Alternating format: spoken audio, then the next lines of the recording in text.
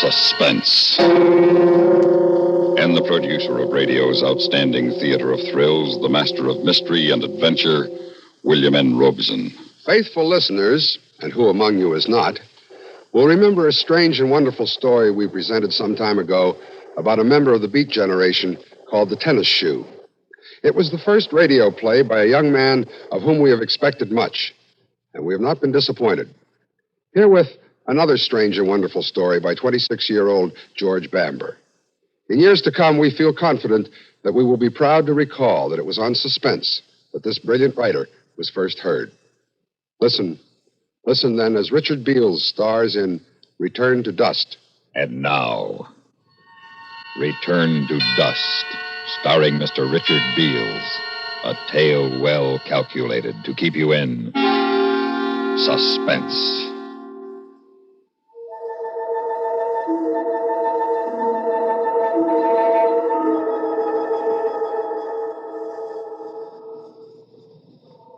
Testing. 1, 2, 3. Testing.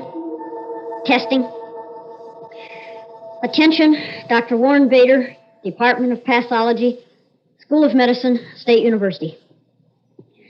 This is James Howard, Research Fellow in Pathology, speaking. At the moment, I am seated on the tape recorder that is recording this message to you. As a point of fact, by the yardstick on my desk, I stand exactly 12 inches, and I am steadily decreasing in size. I calculate if I continue to shrink at the present rate of speed, it is possible that I will become invisible to the human eye sometime before midnight. I've been trying to reach you by phone since 8 this morning, but you are not at home and have not yet arrived at your office. Since you are the only person with an adequate scientific background and technical knowledge to save me, it is imperative that my last whereabouts is known to you in the event I cannot contact you by phone. Thus the precaution of this recording. As you will have discovered by now, I have gone against your orders and pursued my theory of cancer cell growth by working in the lab at night after my regular duties. I have been trying to prove that the biochemical agent not only stops abnormal cell division, but reduces the existing cells in physical size until the neutralizer is induced. The fact that I have shrunk from 5 1/2 feet to 1 foot should be proof beyond refutation, though my condition is the result of an accident. While trying to introduce a more powerful catalyst in the laboratory last night, I inadvertently created an uncontrolled reaction which manifested itself as a white mist which filled the entire lab. The mist lasted no more than a few seconds, and as I observed no effects other than this, I continued working. When I got home, I descended into one of the deepest and blackest sleeps I have ever experienced. I woke this morning to discover myself literally lost in a sea of blankets. I had shrunk 4 feet 8 inches during the night. Naturally, my first reaction was one of panic. But I soon realized that my only salvation was to remain calm until I contacted you. You'll find a more complete report of my theory and the experiments which I've conducted to prove it in the uncompleted thesis here on my desk.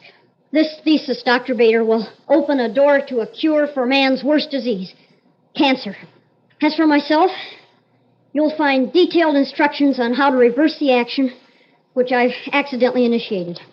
You'll find this on pages 79, 80, and 81. No matter how small I shall become, even microscopic, you will be able to reverse the process if you follow the instructions on those pages. Now, I had better place another telephone call to your office, Dr. Bader, while I'm still big enough to dial the phone. It is just possible that your efficient secretary forgot to tell you that I called. The phone has grown almost half as tall as I am. A strange sensation.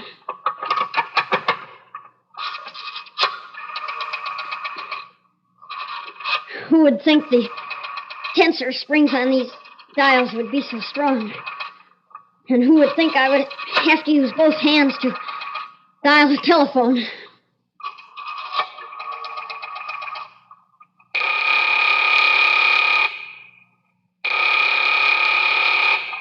Pathology, Dr. Bader's office. Miss Pritchard speaking.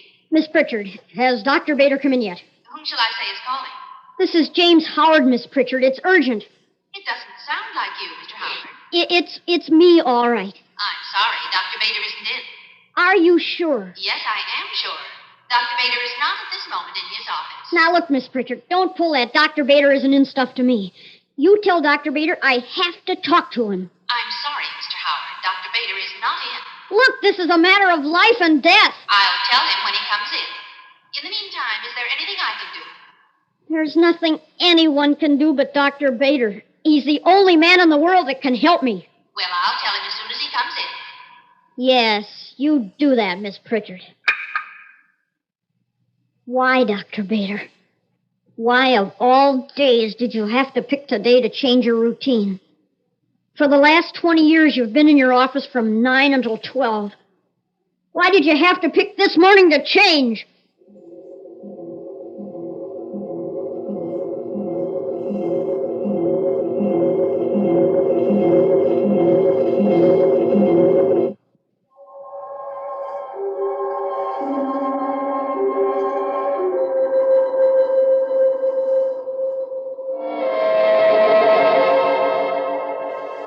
Yes, self-preservation is the most powerful instinct. It is now 3:30 in the afternoon, and I have shrunk to the unbelievable height of 6 inches. And I'm continuing to shrink. Yet I'm taking every precaution to guarantee that I stay alive. What have I got to live for? What am I? A 32-year-old old man that's losing his hair?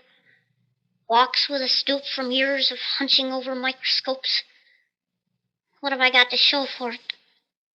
A cheap, furnished room, a meager position as a research fellow, which doesn't pay enough to live like other people.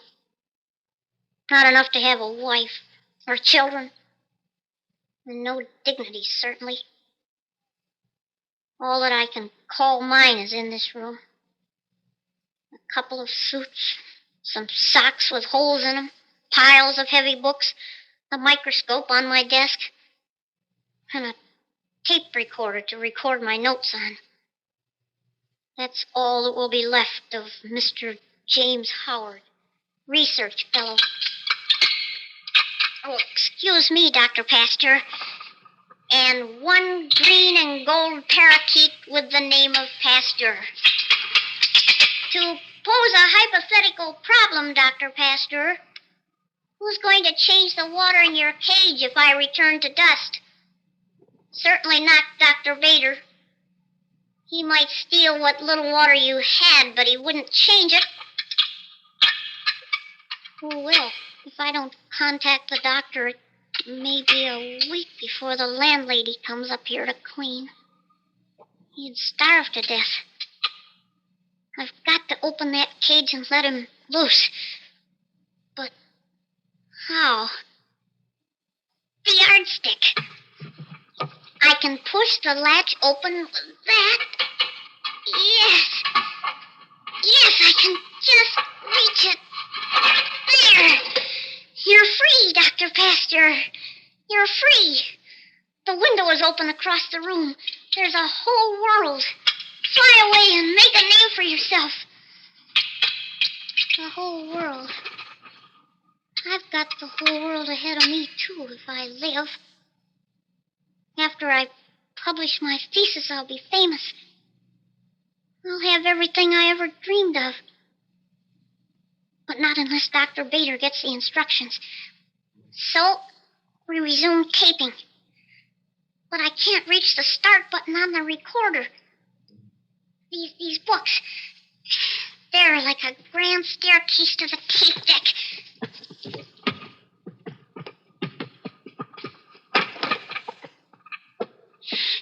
And now to start the machine. I'm no longer big enough to push it. Kick it. Oh, that hurt. I've got it. Jump on it.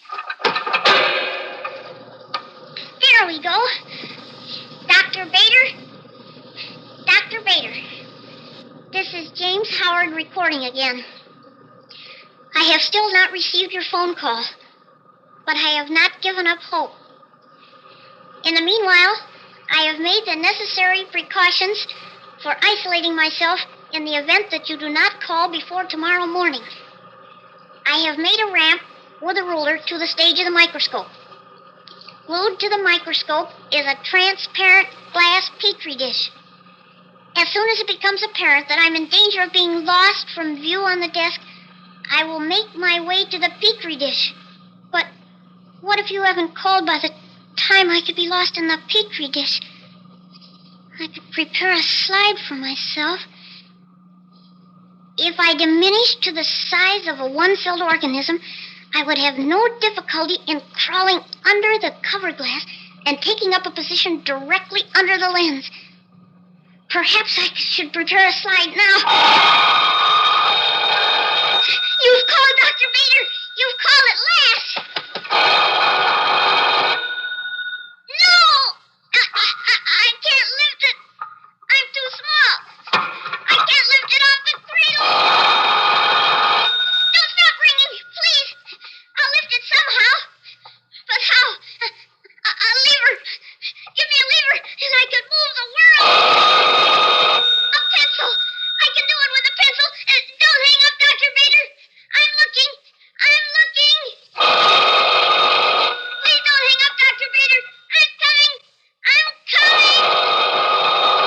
Just don't stop ringing. Please don't stop ringing. Please. Just don't hang up, Dr. Bader. I've almost got it. Just a little more.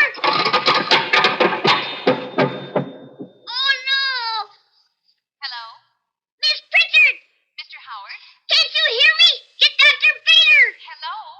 Miss Pritchard, I'm on top of the desk. The phone fell on the floor. Hello? I'm only 6 inches tall. You've got to get me help. Hello? Are you there, Mr. Howard? Yes, I'm here. I'm here. Howard, No, Doctor. This is Miss Pritchard. I called Mr. Howard's room, but he doesn't answer or something. I'm here, Dr. Bader. I'm here. I mean he doesn't answer. Well, I rang, and then the phone just went dead. You can hear for yourself. Went dead. The phone didn't go dead. It fell on the floor.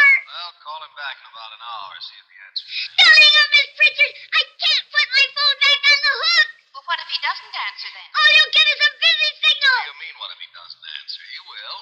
When he called this morning, he sounded very strange. Don't let him hang up, Miss Pritchard. Howard's been very strange since the day he joined the department.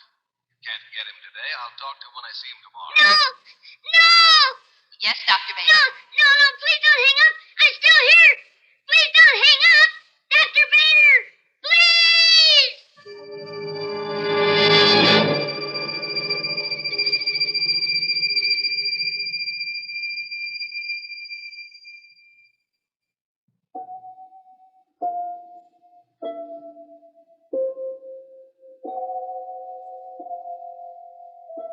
I almost gave up when you hung up, Dr. Bader.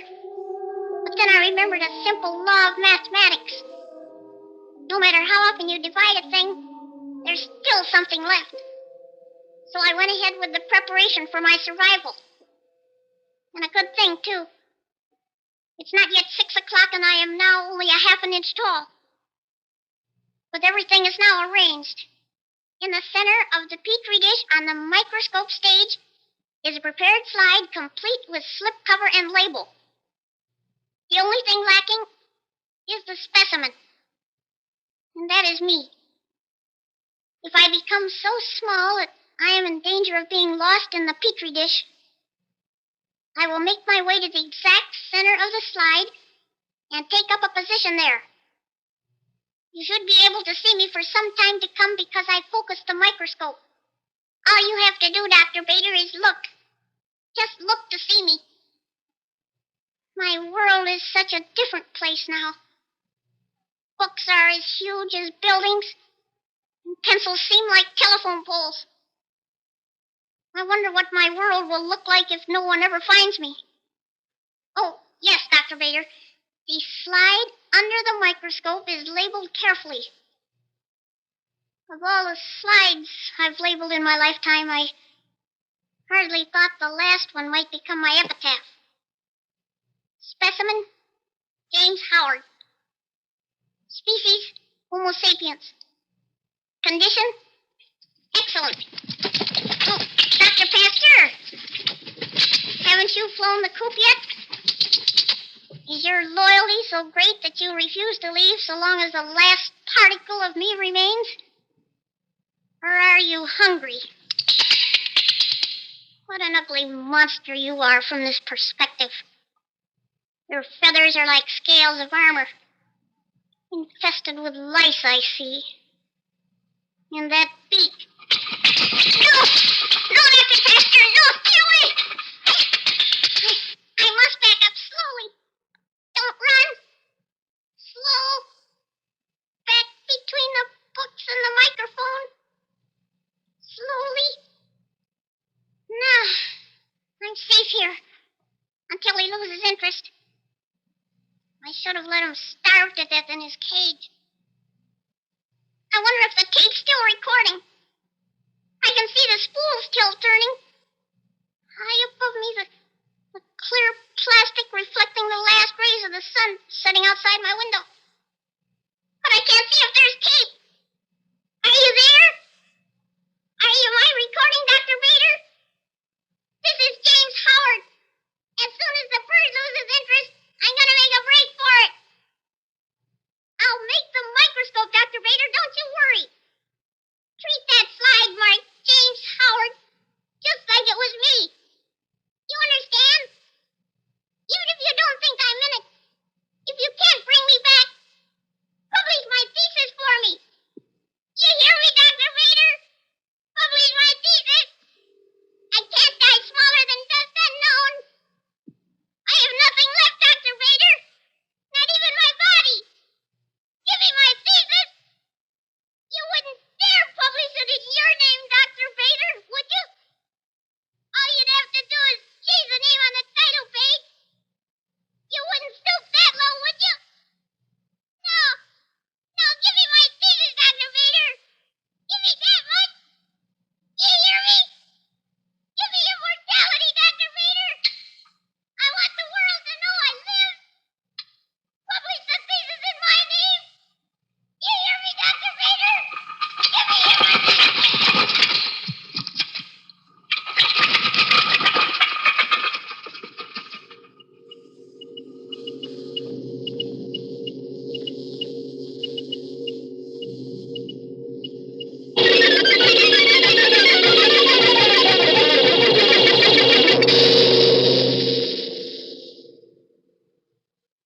Suspense, in which Richard Beale starred in William N. Robeson's production of Return to Dust, written by George Bamber. Supporting Richard Beals in Return to Dust were Paula Winslow and Lawrence Dobkin. Sound patterns by Bill James and Tom Hanley. Listen.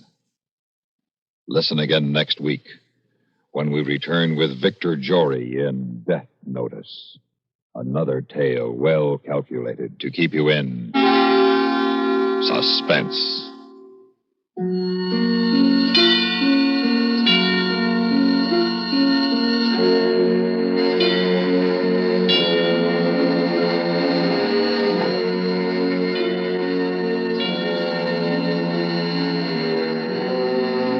Stay tuned for news analysis, which follows immediately on CBS Radio.